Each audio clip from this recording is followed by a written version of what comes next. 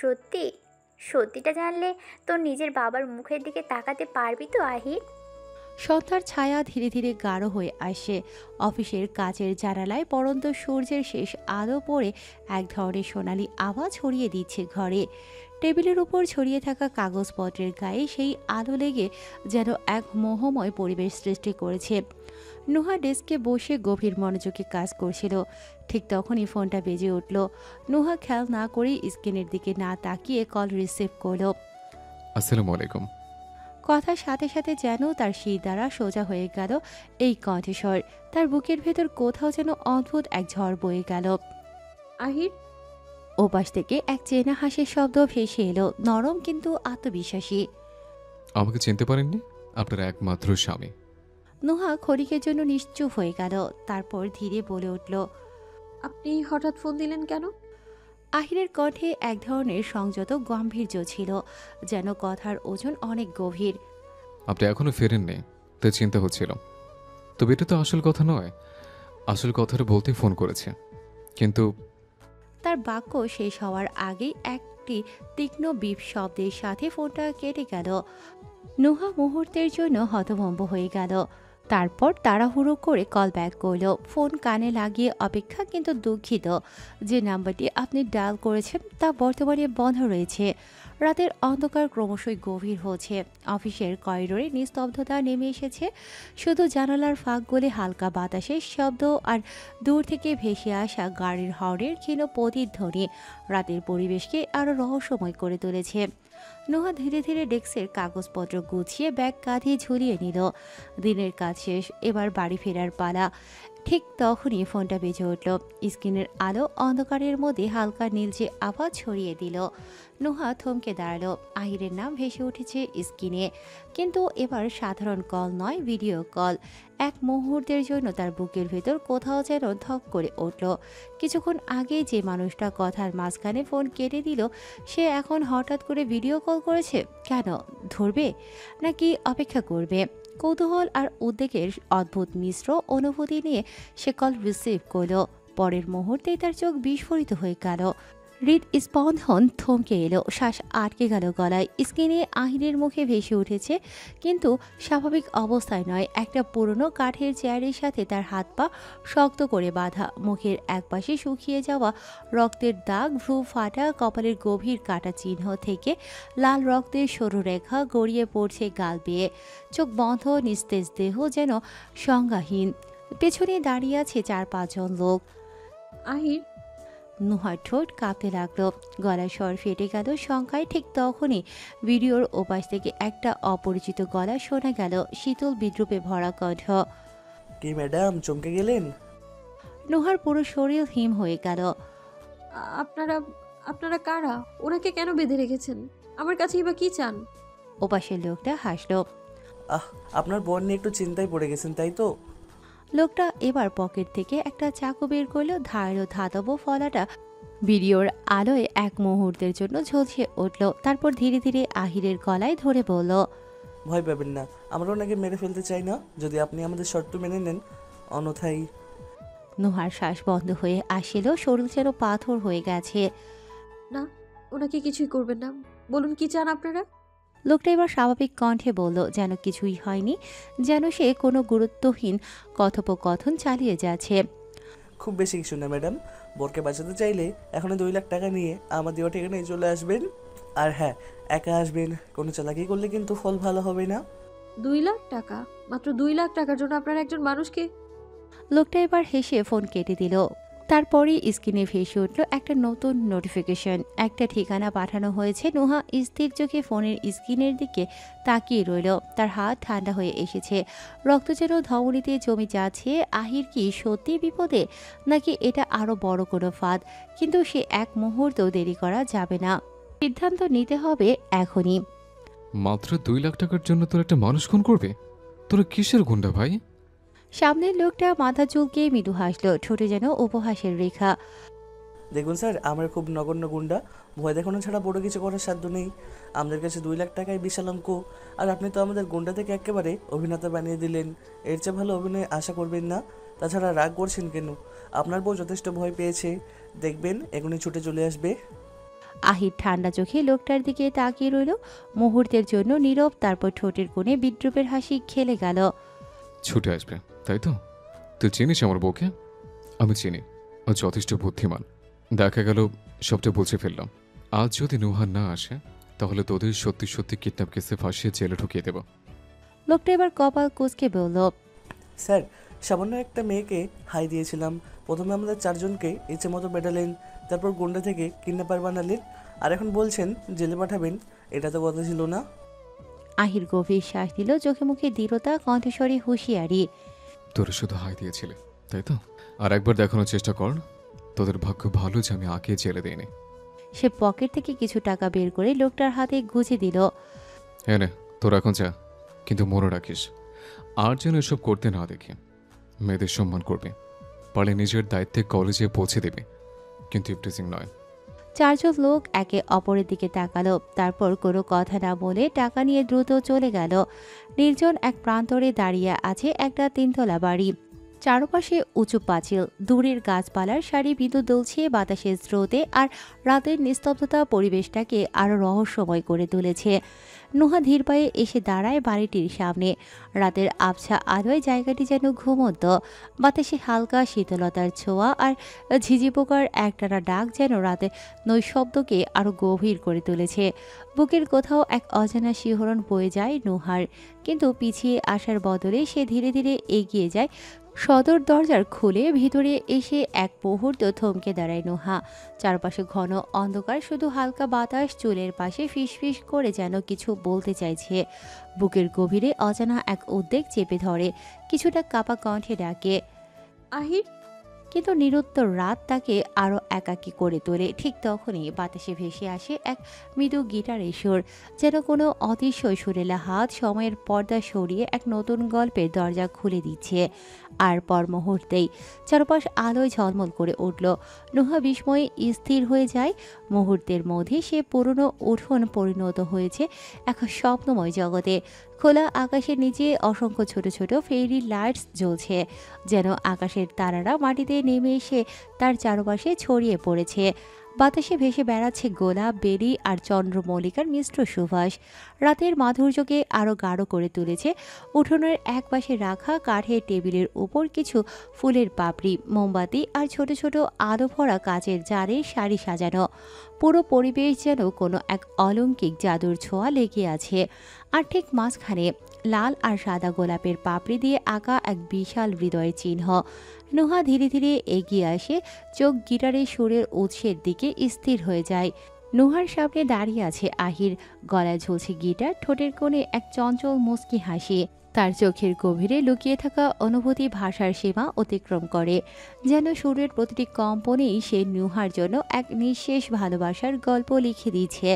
সে গিটারের তারে আলতো করে আঙুল বুলিয়ে মধুর সুর ছড়িয়ে দেয় বাতাসে। সেই সুর যেন রাতের নৈশব্দকে ভেঙে নুহার হৃদয়ের গভীরে ঢুকে পড়ে। দৃষ্টির সম্মোহনী আকর্ষণে আহির তাকে আটকে ফেলে, তারপর গভীর ভালোবাসায় ডুবে গেয়ে ওঠে।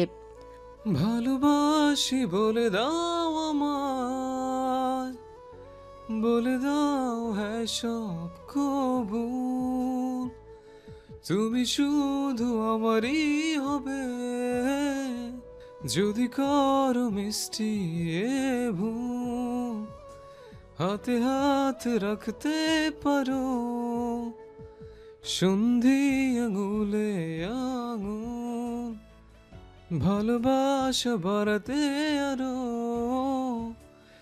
হৃদয় ভীষণ ব্যাকুল। আহিরের কণ্ঠস্বর চারপাশের বাস্তবতাকে বিলীন করে দিয়েছে, যেন যেন পৃথিবীর সমস্ত শব্দ স্তব্ধ হয়ে গেছে শুধু এই সুর শুনতে। মুহূর্তের জন্য নুহার মনে হয় সে আর বাস্তবের মাটিতে দাঁড়িয়ে নেই, কোনো স্বপ্নরাজ্যে প্রবেশ করেছে, যেখানে কেবল তারা দুজন আর চারপাশে ছড়িয়ে থাকা আলো আধারের রহস্যময় খেলা। গিটারের প্রতিটি তারে সুরের কম্পন ছুঁয়ে যায় নুহার হৃদয়ের সুপ্ত অনুভূতিগুলোকে, যেন প্রতিটি শব্দ, প্রতিটি ছন্দ আর অস্তিত্বের গহীনে কোনো এক অজানা আলোড়ন তোলে। আবেশে আবদ্ধ হয়ে সে তাকিয়ে থাকে আহিরের দিকে, যার প্রতিটি দৃষ্টিতে যেন ভালোবাসার এক অমোঘ ব্যাকরণ লেখা।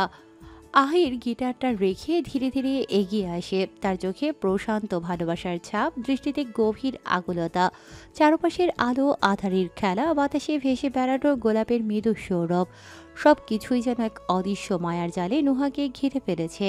ঠিক তখনই আহির ধীরে হাঁটু গেড়ে বসে, তার হাতে লাল গোলাপের তোড়া, যা সে আলতো করে এগিয়ে দেয় নুহার দিকে। তার চোখের গভীরতা বলে দেয় হৃদয়ের প্রতিটি অনুভূতির ভার। কণ্ঠস্বর কোমল হয়ে আসে, যেন ভালোবাসার প্রতিটি শব্দ বন্দিত হয়ে ওঠে বাতাসে। আপনাকে প্রথমবার যখন দেখেছিলাম তখনই হৃদয়ের কোথাও যেন এক অদৃশ্য স্পন্দন বাজছিল। হয়তো তখন বুঝিনি, কিন্তু আজ স্পষ্টভাবে অনুভব করি। সেই মুহূর্ত থেকে আমার হৃদয় আপনার জন্য ব্যাকুল। সময়ের সঙ্গে সঙ্গে আপনাকে চিনতে শিখেছে, অনুভব করতে শিখেছে।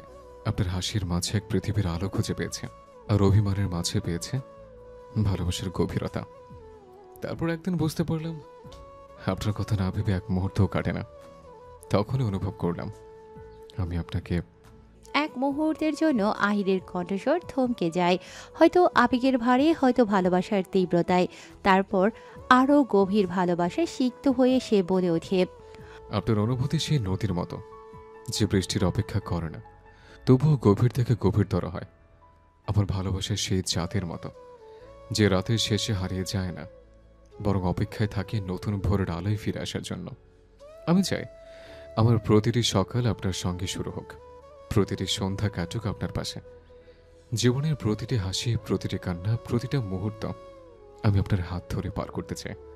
আমি চাই আমার ভালোবাসার সমস্তটুকু দিয়ে আপনাকে আগলে রাখতে, আপনাকে আপন করে বেঁধে চিরদিনের জন্য। আপনার সঙ্গে কাটানোর প্রতিটা মুহূর্ত আমার হৃদয়ের পথে চিরদিনের জন্য লেখা থাকুক। যদি ভালোবাসা কোনো কবিতা হয়, তবে আপনি তার সবচেয়ে মোহনীয় ছন্দ। যদি জীবন হয় কোনো গল্প, তবে আপনি তার সবচেয়ে মধুর অন্যায়। হ্যাঁ নুহা, আমি আপনাকে ভালোবাসি। রাতের নীরবতা, জলজলে তারার আলো আর বাতাসে ভেসে বেড়ানো গোলাপের মৃদু সৌরভ, সবকিছু যেন এক সুরেলা প্রতিধ্বনি হয়ে আবদ্ধ করেছে এই মুহূর্তটিকে। সারা রাতের তারারা একসঙ্গে নেমে আসে এই দৃশ্যের সাক্ষী হতে। বাতাস থম ধরে, পৃথিবীর নিঃশব্দ, শুধু দুটি হৃদয়ের স্পন্দন শোনা যায়। নুহা, আমি কি আমার বাকি জীবনটা আপনার সঙ্গে কাটাতে পারি? আপনি কি আমাকে বিয়ে করবেন? নুহার চোখের কোণে এক ফোঁটা জল চিকচিক করে ওঠে। আহিরের চোখে অপেক্ষার আলো, কিন্তু সেই সঙ্গে লুকিয়ে থাকা এক তীব্র আবেগের চাপ। হালকা হাসি ফুটে ওঠে তার ঠোঁটে। নুহা, কিছুতে বলুন।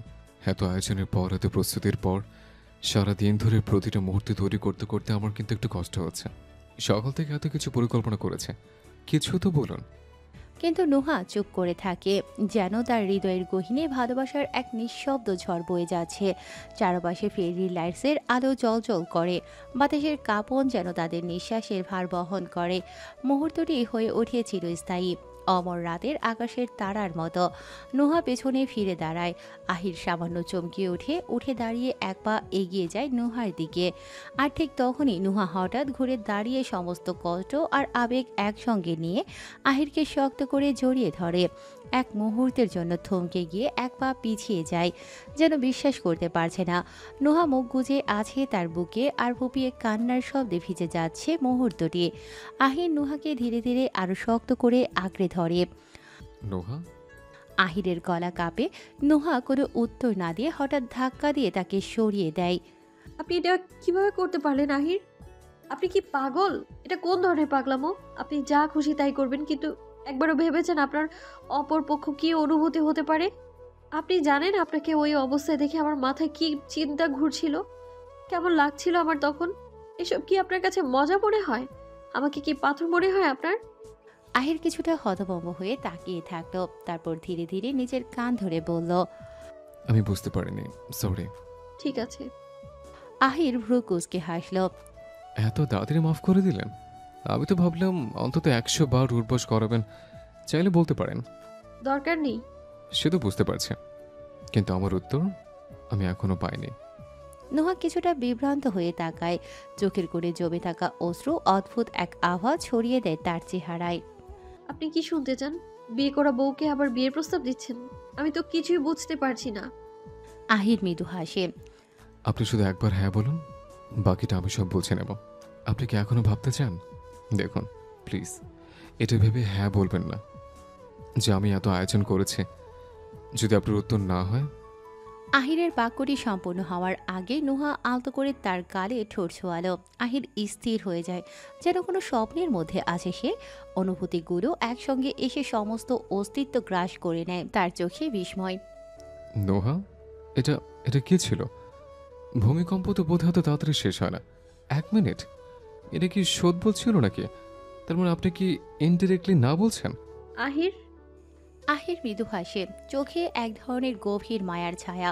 তারপর ধীরে ধীরে এক হাতে নুহাকে আরও একটু কাছে টেনে নেয়, এমনভাবে যেন তাকে আর কখনো হারাতে চায় না। নুহার সারা শরীর এক নিমিষে কেঁপে ওঠে, বুকের ভেতর অজানা এক শিহরণ জাগে। সে নিঃশব্দে চোখ বন্ধ করে আহিরের বুকে মাথা রাখে, যেন এই আশ্রয়ের বাইরে পৃথিবী বলে কিছুই নেই। আহিরের উষ্ণ স্পর্শে তার হৃদয়ের ধুকপুকুনিতে নুহা নিজেকে হারিয়ে ফেলে, পুরোপুরি মিশে যায় তার অস্তিত্বের গভীরে। নোহা, হুম, আরেকবার রিপিট করবেন? আমি ঠিক বিশ্বাস করতে পারছি না। নুহা আর আহির বাড়ির দরজার সামনে এসে থামতেই চোখে পড়ল ঈশান সেখানে দাঁড়িয়ে আছে। তার মুখে এক চিলতে হাসি, যেন অপেক্ষার অবসান হয়েছে। নুহা এক মুহূর্ত অবাক হলো, তবে কোনো কথা না বলে সোজা সিঁড়ি বেয়ে উপরে চলে গেল। ঈশান হালকা মুচকি হেসে আহিরের দিকে তাকিয়ে বলল, আহির ভাই, কাজ শেষ হয়ে গেছে? পাস নাকি ফেল? আহির ঠোঁটের কোণে এক টুকরো হাসি এনে বলল, পাগল হয়েছিস? ফেল করে কি আমার স্বভাব? আমি গোল্ডেন এ প্লাস। তোর ভাই কিন্তু ভালো ছাত্র, এটা কি তুই জানিস না? ঈশান হাসি চাপিয়ে বলল। শুনে ভালো লাগলো ভাই, তোমার জন্য শুভকামনা রইল। আহির মাথা ঝাঁকিয়ে হালকা হেসে বলল, ধন্যবাদ দরজা খুলে দেওয়ার জন্য। এবার তুইও যা, ঘুমিয়ে পড়। ঈশান আর কিছু না বলে হাসি মুখে বিদায় নিল। আর রাতের নীরবতা আবার নেমে এলো ঘরের আঙিনায়। আহির ঘরে ঢুকেই দেখল নুহা নেই। তার দৃষ্টি ঘুরে গেল বাথরুমের দিকে। ভেতর থেকে ভেসে আসে পানির টিপ টিপ শব্দ। আহির নিঃশব্দে এসে সোফায় বসলো, ক্লান্ত দেহ এলিয়ে দিল সোফায়। কিছুক্ষণ পর বাথরুমের দরজা খুলে গেল। নুহা ধীর পায়ে বেরিয়ে এলো। ভেজা চুল থেকে এক ফোঁটা পানি টুপ করে মেঝেতে পড়ছে। আয়নার সামনে দাঁড়িয়ে তোয়ালি দিয়ে চুল মুছতে লাগলো। তার গায়ে কালো কুর্তি, এলোমেলোভাবে শরীরে জড়িয়ে থাকা কালো ওড়না, ভেজা চুলের আনচান স্রোত, সব মিলিয়ে এক অনির্বাচনীয় দৃশ্য। আহির চুপচাপ উঠে দাঁড়ালো, দৃষ্টি আটকে গেল নুহার উপর। তার চোখে এক ধরনের মুগ্ধতা, এক অজানা আবেশ। নুহা নিজের মতো ব্যস্ত ছিল, কিন্তু হঠাৎ পেছনে কারো উপস্থিতি অনুভব করল। শির দ্বারা বেয়ে এক শীতল শিহরণ নেমে এলো, থমকে দাঁড়ালো। আয়নায় চোখ পড়তেই দেখতে পেল আহির। তার গভীর দৃষ্টি যেন তাকে গ্রাস করে নিয়েছে। নুহা দ্রুত চোখ নামিয়ে নিল, হাতের তোয়ালির নাড়াচড়া থেমে গেল। তার পুরো সত্তা লজ্জায় গুটিয়ে গেল, যেন আবছা আলোয় লাল হয়ে উঠেছে মুখ। আহির নিঃশব্দে এগিয়ে এলো, তার দৃষ্টিতে এক গভীর মায়া। ধীরে ধীরে হাত বাড়িয়ে নুহার ভেজা চুল এক পাশ থেকে সরিয়ে অন্য পাশে রাখলো। তার মৃদু স্পর্শে নুহার শরীর কেঁপে উঠল। শ্বাসের গতি যেন অজান্তেই কিছুটা বেড়ে গেল। মুহূর্তটা যেন এক অতল আবেশে ডুবে গেল, যেখানে কেবল নিঃশ্বাসের শব্দই প্রতিধ্বনিত হচ্ছে। আহির আলতো করে ঠোঁট ছোঁয়ালো নুহার কাঁধে। নুহা শিহরিত হয়ে চোখ বন্ধ করে ফেলল। হৃদয়ের প্রতিটি স্পন্দন তখন যেন আরও দৃঢ়, আরও বেগবান হয়ে উঠল। অচেতনে তার এক হাত উঠে গিয়ে আঁকড়ে ধরল আহিরের চুল, কিন্তু হঠাৎ যেন বাস্তবতার স্পর্শে নুহার সম্বিত ফিরে পেল। দ্রুত আহিরকে ঠেলে একটু দূরে সরিয়ে নিল নিজেকে, গলায় এক অস্ফুট কাঁপুনি। আহির আহির গভীর দৃষ্টিতে তাকালো, তার চোখে কোনো অভিযোগ নেই, বরং মৃদু হাসি ফুটে উঠল ঠোঁটে। সমস্যা নেই, আপনি যতটা সময় চান নিতে পারেন। অনেক রাত হয়েছে, আপনি শুয়ে পড়ুন। বলে সে সোফার দিকে এগিয়ে যেতে গেল। ঠিক তখনই পেছন থেকে এক নরম স্পর্শ আহিরের হাত আঁকড়ে ধরল। আহির একটু অবাক হয়ে ঘুরে তাকালো। নুহার চোখ নামালো, লজ্জায় আচ্ছন্ন মুখ। অনেক কথাই যেন না বলা থেকে গেল। আপনি বিছানায় থাকতে পারেন। সকালে নরম রোদ্দুর জানালার পর্দা ভেদ করে ঘরে ঢুকেছে। হালকা বাতাস পর্দার কোণায় দোলা খাচ্ছে। আহির ধীরে ধীরে চোখ মেলে দেখল নুহা আয়নার সামনে দাঁড়িয়ে অফিসের জন্য তৈরি হচ্ছে। আহির ঘুম জড়ানো কণ্ঠে বলল, আপনি অফিস যাচ্ছেন? নুহা আয়নার দিকে তাকিয়ে ঠোঁটের কোণে এক চিলতে হাসি ফুটিয়ে বলল, আপনি এখনো ঘুমোচ্ছেন? আজ চাকরি খুঁজতে বের হবেন না? আহির আলসে ভঙ্গিতে মাথা গুজে হাসল। আজ আর না, তবে একটা বিশেষ অনুরোধ আছে। আজকে একটু তাড়াতাড়ি ফিরবেন, আপনার জন্য একটা সারপ্রাইজ আছে। নুহা সন্দেহ ভরা চোখে তাকালো। এভাবে তাকিয়ে আছেন কেন? আবার কোনো ভয়ঙ্কর প্ল্যান ঘুরছে না তো আপনার মাথায়? আহির আরো গভীর দৃষ্টিতে নুহার দিকে তাকালো, চোখে একরাশ প্রশান্তি আর মুগ্ধতা। মৃদু হেসে বলল, আরে না, আপনি জানেন, আপনার দিকে তাকালেই মনে হয় এই মুহূর্তটা আমার জীবনের সবচেয়ে সুন্দর মুহূর্ত। আর আমি চাই এটা কখনো শেষ না হোক। ঘুম থেকে উঠে আপনাকে দেখছি, উফ, আফসোস হচ্ছে এতগুলো সকাল কিভাবে মিস করলাম। নুহা কোনো জবাব দিল না, শুধু এক ঝলক তাকিয়ে নিয়ে সোজা বেরিয়ে গেল দরজা পেরিয়ে। আহির চুপচাপ তাকিয়ে রইল দরজার দিকে, মৃদু হাসল। আপনাকে যা বলেছিলাম তার কিছুই করার দরকার নেই। আমি এ বিষয়ে কোনো ঝামেলা চাই না। সবকিছু ঠিক আছে। আইনজীবী একটু বিস্মিত হয়েই তাকালেন, ভ্রু কুঁচকে বললেন, কিন্তু ম্যাডাম, আরেকবার ভেবে দেখবেন না, এটা অনেক টাকার ব্যাপার। নুহা শান্ত স্বরে জবাব দিল, দেখুন, এটা আমার পরিবারের বিষয়। যদি আমার আব্বু বেঁচে থাকতেন তাহলে তিনি কখনোই এই পথে হাঁটতেন না। তার ভাই যদি বিপদে পড়তো তো তিনি নিশ্চয়ই সাহায্যের হাত বাড়িয়ে দিতেন। আমিও চাই না এই বিষয়টা নিয়ে আর এগোতে। যা হয়ে গেছে সেটা নিয়ে আর ভাবতে, এখন শুধু সামনে এগিয়ে যেতে চাই আমি। আপনি আসতে পারেন। আপনাকে কষ্ট দেওয়ার জন্য দুঃখিত। আইনজীবী নুহার মুখের দিকে কিছুক্ষণ তাকিয়ে রইলেন, তার চোখে যেন এক ধরনের দ্বিধা। এই সিদ্ধান্ত কি একেবারে চূড়ান্ত? কিন্তু নুহার দৃঢ় দৃষ্টিতে কোনো অস্পষ্টতা ছিল না। অবশেষে সামান্য মাথা ঝুঁকিয়ে বললেন, ঠিক আছে ম্যাডাম, তবে ভবিষ্যতে যদি কোনো প্রয়োজন হয় নিশ্চিন্তে ডাকবেন। নুহা কেবল মাথা ঝাঁকালো। আইনজীবী দরজা দিয়ে বেরিয়ে যেতেই সে গভীর শ্বাস ফেলল। বুকের ভেতর জমে থাকা অদৃশ্য ভারটা যেন এক মুহূর্তেই হালকা হয়ে গেল। নুহার জীবনে যা কিছু ঘটেছে তার দায়ভার সে আর কাউকে দেবে না। অভিযোগের বোঝা বইতে বইতে ক্লান্ত হয়ে গেছে সে। আজকের পর থেকে আর কোনো অভিযোগ নয়, কোনো দোষারোপ নয়। বিশেষ করে রফমিরকে নিয়ে আর কোনো ঝামেলায় জড়াবে না। যদি সত্যি সে কোম্পানির টাকা আত্মসাৎ করে থাকে তাতেও নুহার কিছু যায় আসে না। এই বিষয় নিয়ে মাথা ঘামিয়ে নিজের শান্তি নষ্ট করার কোনো মানে নেই। তার জীবনের সবচেয়ে বড় চাওয়া এখন আহির। আহিরের সঙ্গে সে একটি ছোট্ট সুখী পরিবার গড়ে তুলবে, একটি এমন ঘর যেখানে কেবল ভালোবাসা থাকবে, শান্তি থাকবে। পারফেক্ট জীবন বলে কিছু হয় না, তবে অসম্পূর্ণ জীবনের মাঝেও সুখ খুঁজে নেওয়া যায়। নুহা চায় তাদের জীবনটা হোক সহজ কিন্তু সুন্দর। এবার সত্যি সে নিজের জন্য একটি পরিবার চায়, একটি ভালোবাসায় ভরা হাসি খুশি হ্যাপি ফ্যামিলি। নুহা তখনও ভাবনার জগতে হারিয়েছিল, কিন্তু হঠাৎই পরিচিত এক কণ্ঠ তার চিন্তার স্রোতকে থামিয়ে দিল। নুহা। গভীর কঠিন এক স্বর। সে চমকে তাকালো। রফমির। কোনো ভনিতা না করেই তিনি কেবিনের দরজা ঠেলে ভেতরে ঢুকে এলেন। নুহা হতবাক হয়ে উঠে দাঁড়ালো। আঙ্কেল, আপনি এইখানে? রফমিরের চোখে প্রচণ্ড রাগের আগুন, ঠোঁটে উপহাসের এক চিলতে রেখা, কণ্ঠস্বর কঠোর অথচ ঠান্ডা। তোমার সাহস কেমন করে হয়? উকিল ডেকেছিলে, আমার নামে অভিযোগ দায়ের করতে চেয়েছিলে, আমাকে জেলে পাঠানোর পরিকল্পনা করেছিলে। এত দূর যাওয়ার সাহস কিভাবে হলো তোমার? তিনি কিছুক্ষণ নুহার চোখের দিকে স্থির দৃষ্টিতে তাকিয়ে রইলেন, যেন বুঝতে চাইছেন তার প্রতিক্রিয়া। তারপর ধীর অথচ তীক্ষ্ণ স্বরে বললেন, তবে তোমাকে দোষ দিব না নুহা, আসলে দোষ আমারই।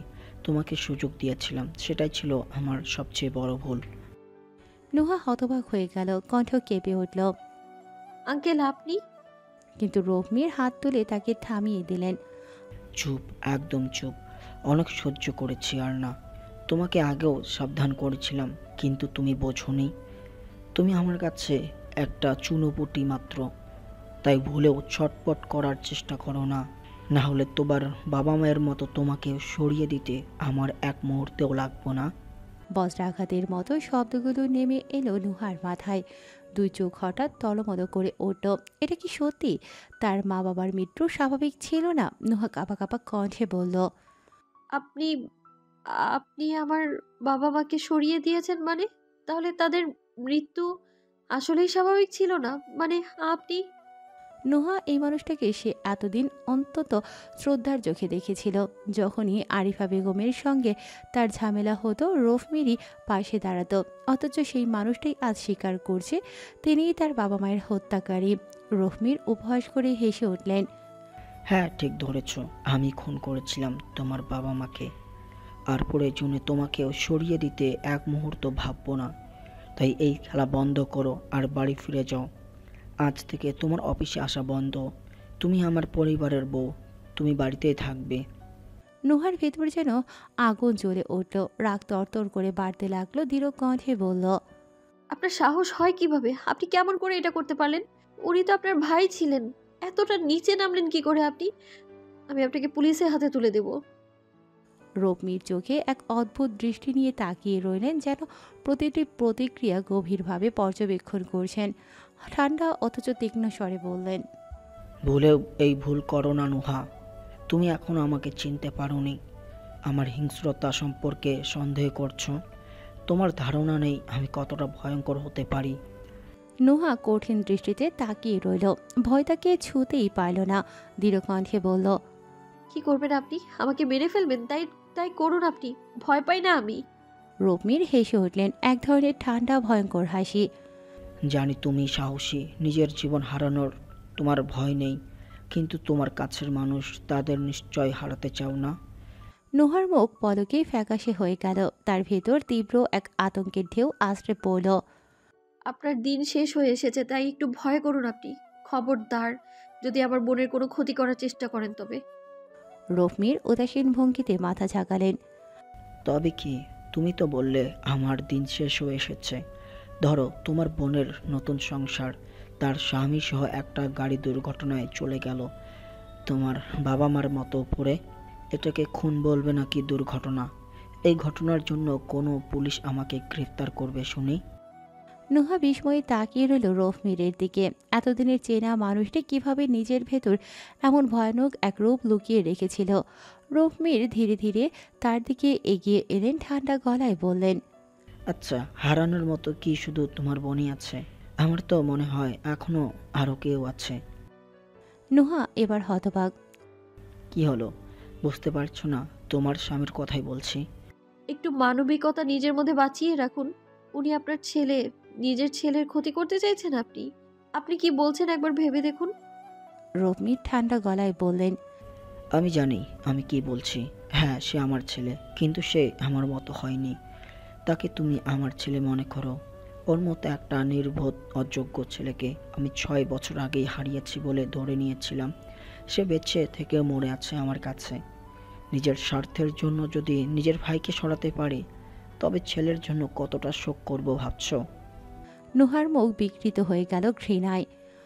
ছি, আপনার মতো মানুষও এই পৃথিবীতে আছে। নিজের রক্ত, নিজের সন্তান, তাকেও ক্ষমতার লোভে শেষ করে দিতে চাচ্ছেন। আপনাকে দেখে ঘৃণা হচ্ছে রফমির। আপনাকে ধিক্কার জানাই। রোপমির মৃদু হাসল, যেন নুহার ঘৃণা তাকে স্পর্শ করতে পারছে না। তার চোখে এক ধরনের অদ্ভুত ঝলক, ঠোঁটের কোণে উপহাসের এক চিলতে রেখা। তুমি এখনো কিছুই দেখোনি নুহা। আমাকে দেখাতে বাধ্য করো না। মনে রেখো, আমি তোমার শুভাকাঙ্ক্ষী নই। সেদিন তোমার বাবা মায়ের সঙ্গে তোমরা 2 বোনও চলে যেতে পারতে জানো, কিন্তু কেন রেখেছিলাম সেটাই এখন আফসোস হয়। যদি আমি জানতাম দুধ কলা দিয়ে সাপ পোষা একদিন আমাকে ছোবল দেবে, তাহলে আগেই বিষাক্ত দাঁত ভেঙে দিতাম। তবে সমস্যা নেই, এখনও সব শেষ হয়ে যায়নি। তার কণ্ঠের শীতলতা যেন বরফকেও হার মানায়। তবে শোনো, আমি তোমার জন্য একটা সুযোগ রেখে গেলাম। আহিরের সঙ্গে সুখে সংসার করো, সন্তান লালন পালন করো। মেয়ে মানুষের জন্য এটাই উপযুক্ত কাজ। আর যদি আমার পথে বাধা হয়ে যাও, তবে যা যা বলছি তার প্রতিটি হুমকি বাস্তবে পরিণত করব।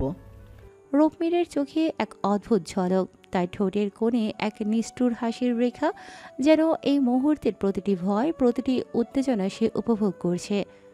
চলো বৌমা, বাড়ি যাওয়া যাক। তোমার জন্য একটা সারপ্রাইজ আছে। নুহা চোখ শুরু করে তাকালো, তার শরীরে তখনও রাগের কাঁপুনি। আপনার ছেলে যদি আপনার কুকীর্তি সব জানতে পারে, তাহলে কি হবে ভেবে দেখেছেন? যখন সে বুঝবে তার বাবা একজন নরপিশাচ, তখন কি আপনার প্রতি ভালোবাসাটা আর থাকবে?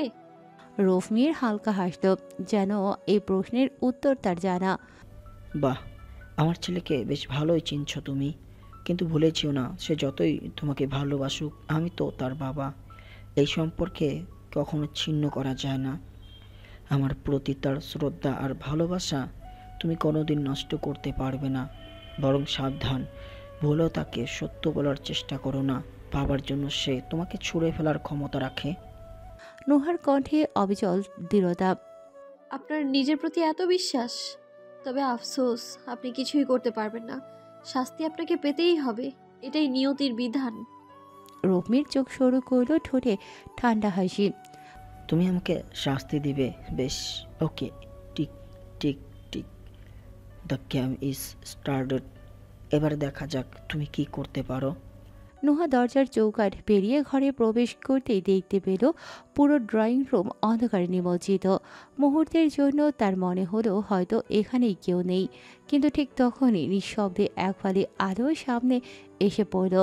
আলোটা ধীরে ধীরে স্পষ্ট হতে থাকলো, আর তার ঠিক কেন্দ্রে দাঁড়িয়ে আছে আহির। তার চোখে এক অদ্ভুত দীপ্তি, কণ্ঠে গম্ভীর স্নিগ্ধতা। সে ধীর পায়ে নুহার দিকে এগিয়ে এলো।